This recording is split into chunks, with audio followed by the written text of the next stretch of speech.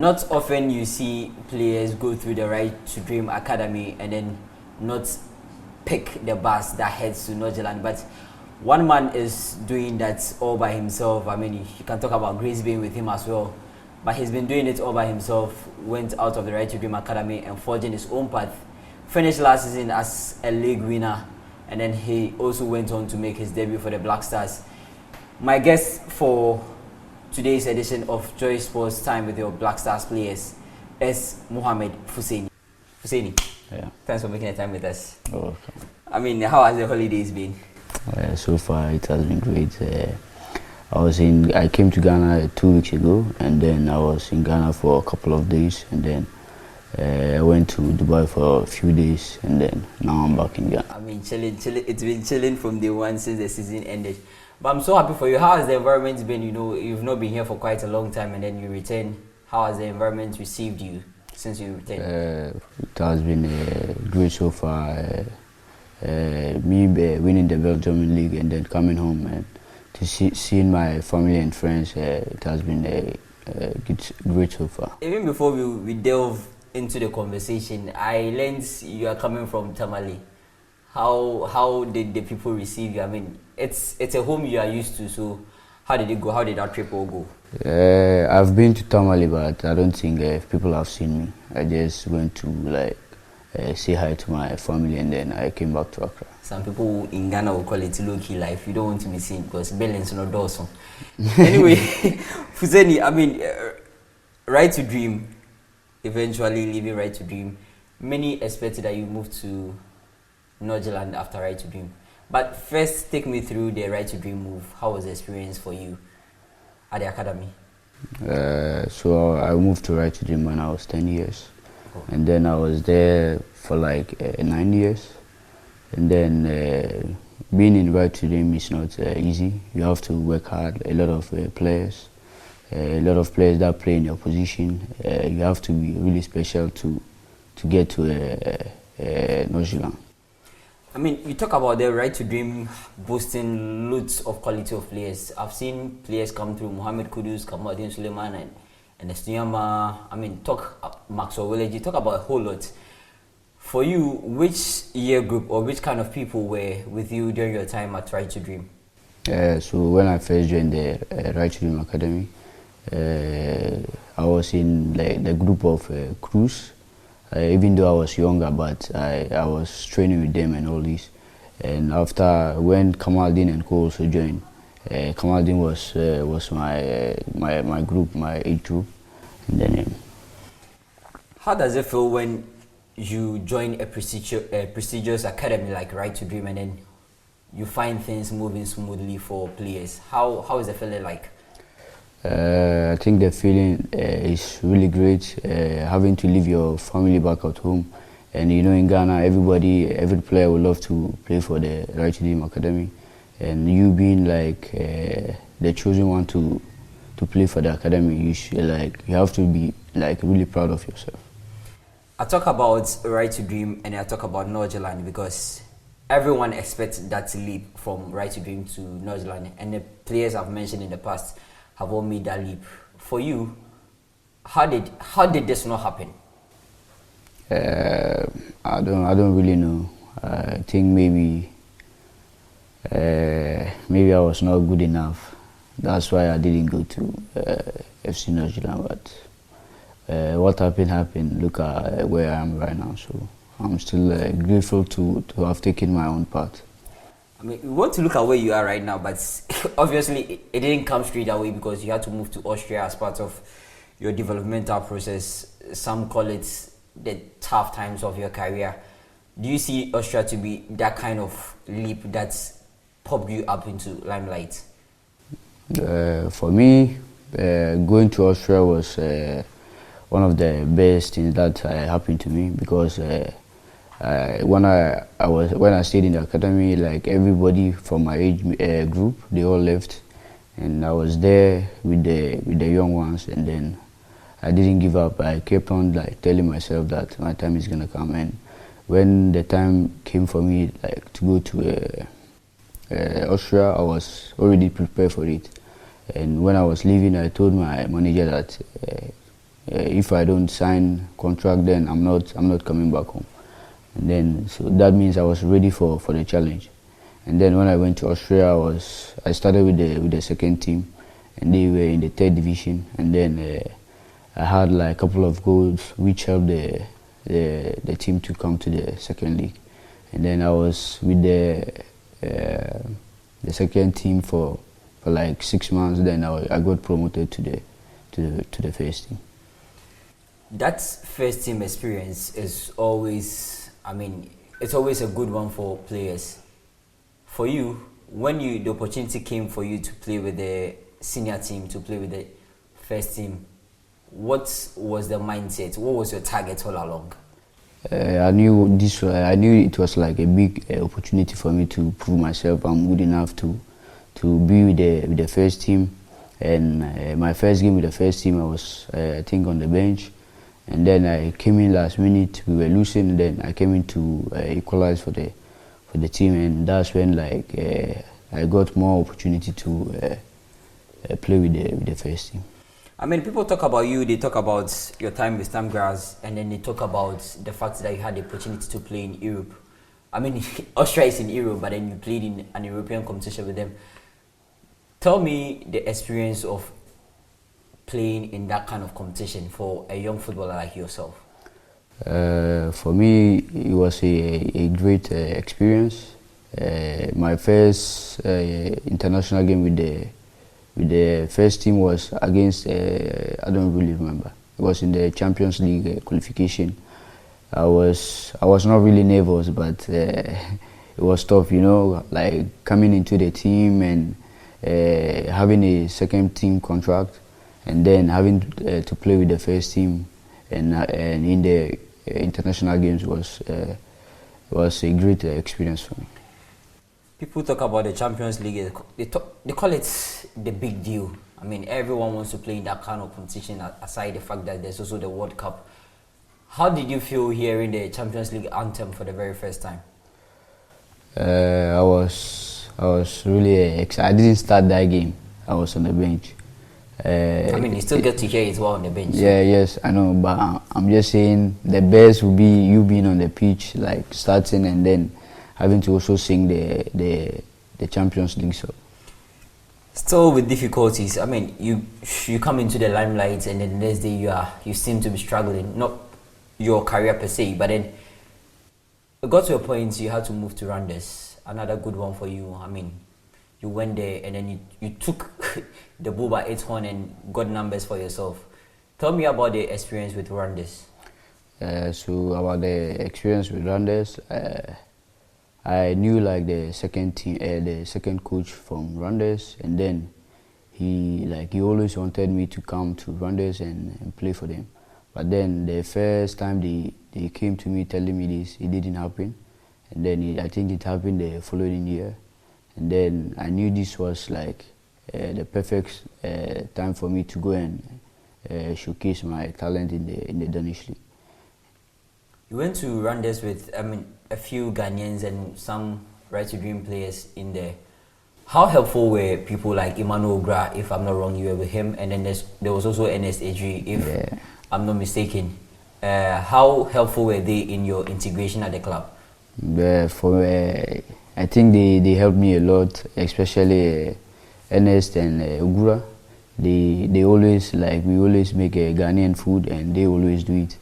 And then whenever they make it, they call me. Then me and Lasso, we just go and then we eat. So they helped us a lot, especially with the food and trying to make us feel comfortable in the club. Exactly. I was actually going to mention about the food. When you go to Europe, you don't get to enjoy some of these local dishes. So how are you able to cope? How often do you get some of these restaurants or homemade foods to eat? So in Austria, we had like a Ghanaian restaurant. So I went there like a couple of times in a week to just get something from Ghana to eat or something like that. And also in Denmark, I had Ugura and Enes, so it was easy for me. And in Belgium, I think Belgium is kind of like Africa. You can find any African food that you want. I'm glad you mentioned Belgium because that is where our next conversation will be. At what point did you feel that the Belgium phone was calling and you had to answer? Yeah, I think it was still during the season in Randers. That's when like my agent and my manager they told me this club is really interested in me. So I knew I was gonna go there, and I started watching some of their games. I mean, at that point where you hear interest in you while you are still playing for another club, does it affect the kind of output you want to give on the pitch? Not really. For me, it's the time to even show more, and then me like getting to hear like such as like a big team like Union wanting me. I felt like if I push myself more, I can even get like a better offers. But then Union was like the best option for me at the time. What motivated you? I mean, they were interested in you. I don't want to single out USG because in the long term you ended there, but they were interested in you. What made you feel Union was actually the best place for you to grow as a player? At the time, I had like a friend who also played there. So when I heard this club wanted me, I texted him, and also I started researching about the club. Now to Union, we were hoping that you hit the ground running because you had been doing it in Denmark with Randers. People were expecting that right from day one we will see Fuseini get onto the score sheet, but it was a troubling start for you. In those moments, how, as a player, how are you able to deal with it and then get your confidence back? Yeah, so when we started the season, there were a lot of ups and downs. I started the season, I think, pretty well. I had some few goals and then assists, but then after a couple of games, I was not in my best shape, and then it got to a point I got injured as well, which affected my me like playing for the team. And then when I got this injury, and then I came back from the injury, my position was taken, so I had to like keep working hard, and then we are like getting ready to get the opportunity again, and then show that I'm still best for the position. Aside not playing, aside not getting clubs, see, they're very difficult times for players who have to be probably injuries. When you are going through that kind of period, who do you confide in? Who is your go-to person to talk to overcome some of these challenges? For me, I mostly talk to my manager and some of my friends, because when you talk to your family, like they overthink, you know, and you don't want to put them in this kind of situation. So mostly I talk to my manager, and mostly I also deal with it personally. To the tail end of the season, we saw you with your confidence again, playing everything possible to get yourself out there. How did it feel playing in the championship round? I mean, knowing that there was something at stake, something to win at the end of the season. It was like amazing feeling. That's the toughest part of the season. The last 10 games, you need to win all your games, or you don't have to lose. You need to be there. Like every game is important. You have to win all the games. During the championship round, at which point, I mean, did you feel things were getting tougher? I think our fifth game it was against, I don't quite remember, but I think it was Club Brugge. I think we had only one draw or something like that in the playoffs, and like getting to the end, everybody was nervous because if you lose a game or draw, the second team in the second position is gonna, like, if they win, they are gonna go on top. So we had to make sure we are always winning our games. You happen to be part of a group of Ghanaians who ended the season with trophies, with laurels. How does it feel being a league champion? What can I say? I'll just say I'm blessed to have won the the Belgium league.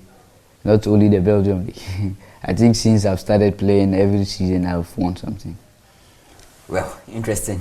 Which means we are likely to see you win another thing in the coming season. But away from that, look, I saw videos, saw pictures, and it was almost as if the party was non-stop. How was the excitement for you? Because for players, you want to enjoy the next days ahead and then get back to work as soon as possible. But what was the feeling like? I think it was the first league title for the club, if I'm not mistaken. Yeah, in like 90 years. Yeah. So was that the motivation behind the party? Because look, everyone was over the moon. Tell me the mood within your camp and then within the team. I think it was a special moment for the players, everybody at the club, and especially to the fans.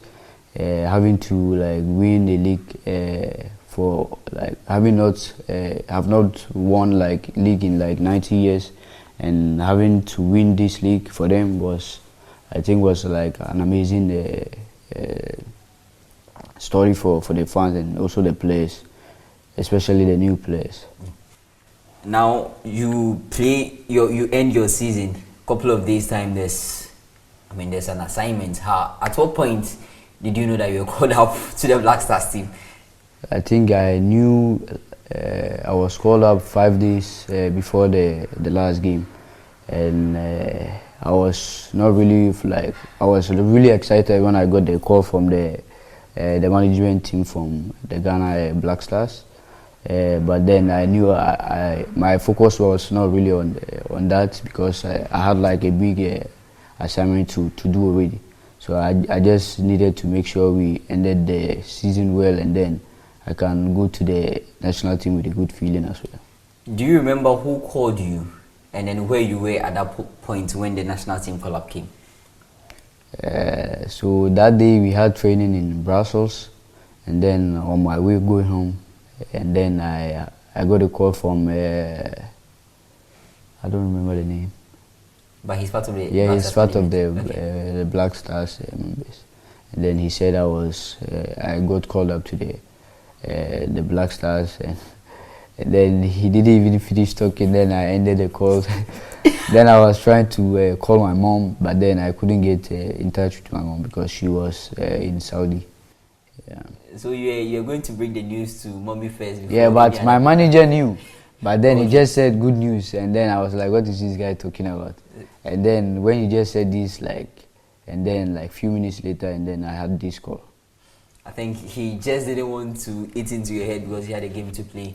Yeah. But then your first national team camp, how was it for you, like being among the boys, knowing that you're going to represent your country? The experience was really nice, especially with the senior players and the captain as well. They really welcomed us well. They gave us a lot of advices, and then told us we had to like take the opportunity being given to us. So we just had to I just have to be ready to grab my opportunity that is given to me. Look, if I'm a footballer and I'm doing everything possible and I'm not getting caught up, it's a big issue for me. It's into my head. For you, Fuseini, at those moments where you were playing so well, because there were news in the media, you are doing so well, why isn't that you are not part of the national team? Were those moments things that you read on the internet, and did it really worry you that you weren't getting caught up into the national team? Yeah, I saw like some of these comments and all this, and also some friends, they also text and say you deserve to be with the national team, but at the end of the day, it's not up to you, it's up to the people out there, for the people that work for the national team. They need to, I think they also see what you are doing, and they know you are like good enough to be there. A couple of training sessions, we had Michael Essien come around, we had Stephen Appiah come around. Obviously, Appiah is part of the management team, so he's going to be around. But Essien was a surprise, presence at your training ground. What was the boost seeing these two players come to the national team, and then seeing people you looked up to, watch them on TV, come to talk to you? At first I was really shocked when I saw these kind of players. I couldn't believe. I thought I was dreaming, you know. But then with ACN, I've seen him a lot when I was playing in Denmark, and then he always tried to give me some advice and all this. And then when he saw me with the national team, he was like also really proud of me. He told me all this. Look, I wish I wouldn't count that as your first appearance for the Black Stars, because obviously the minutes were too small for you. But then you came on and there was a slight chance that you had. It's a half chance, call it that way, but you still wanted to take it. At that point, do you feel you had something to show that you have landed? Yeah, you could see like how passionate I came on to the field, and you could see I wanted to show something and like put my name out there. How did it feel for you once again, still national team duties? We did the opportunity to play in the final of that Unity Cup because we lost to Nigeria. But then there was third place playoff on the line.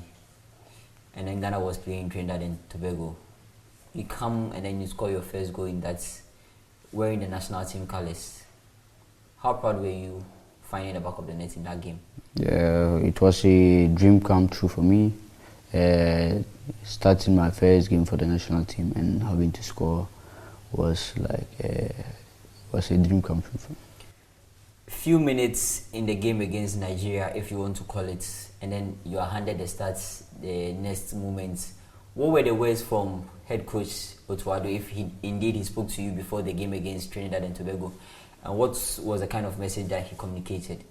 He just told me to go out there and do my thing, and he just spoke with me how he wanted me to play. And then at first I was a bit confused because I haven't played as a winger in a long time, so it was a bit difficult for me. I like that you mentioned the winger part, because look, people want to look at you and look at the fact that you're a striker, you're number 9, but sometimes you're also playing on the wings. Which type of player are you, if you had to describe yourself? I think I'm dynamic. I can play as a striker and also a winger. Which position do you enjoy most? At this moment, I would say as a striker, because with me playing as a striker, I get to score a lot of goals, and I think if I play as a winger too, I'm still gonna score a lot of goals. But me, I don't really mind. I just have to be ready wherever they put me. I just play and then give my 100%. Great. One thing that drew attention, or one thing that came to the public notice, was the fact that the Unity squad, or the Unity Cup squad, had a lot of young players in it. Call it new faces as well, because they came inside and they came into the squad and then made names for themselves, including yourself. How do you feel about the next crop of players, young talent that Ghana seem to be producing? I think there's a lot of competition in there, especially with the wingers, and also I think the strikers. I think it was a great opportunity for some of us to get to also showcase our talent out there. Look, if I look at the current crop of players, I see a good future.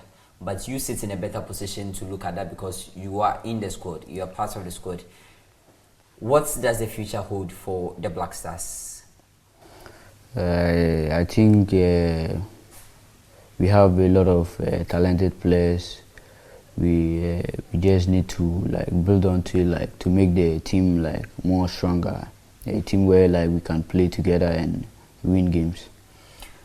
I spoke to Lawrence Ejekum, I think a week or so ago, and he was talking about the fact that as a player, the very thing you need to do to stay around the national team is to be consistent.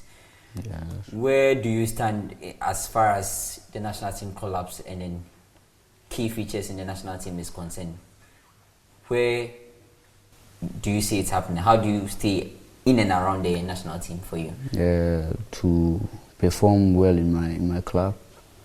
I think when I do that, I'll get the opportunity to play for the national team more. In as much as we've seen you come around, as much as there are a lot of targets ahead for the Black Stars, one disappointing thing, I know I'm going to push you to the wall because now you're part of the team, so anything that has to do with national team, we have to include you. But how does it feel knowing that the Black Stars will not be at the Africa Cup of Nations this year? I think it's really disappointing. I see like a big country like Ghana, and also like with the good players we have, I think we deserve to be at the AFCON, but things happen. We just have to move on and look on to the future. The next assignment will be big for the national team, big for the whole country, big for the people in the country. The World Cup qualifiers get back in September. Look, 4 more games to go, but then before that, the September, we have 2 more games. How confident are you that this team can make the World Cup again? Yeah, I think I'm really confident that the team is gonna make it to the World Cup. Why do you have so much confidence? Because with the players we have, I think it should be possible for us to win all the games to get to the World Cup. Many players talk and they mention the fact that the technical team has been good to them. Talk about they giving them guidance. I'm going to single out one person in the technical team, that is Otto.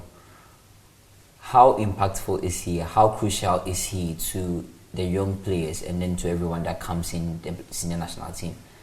Yeah, I think what kind of coach is he?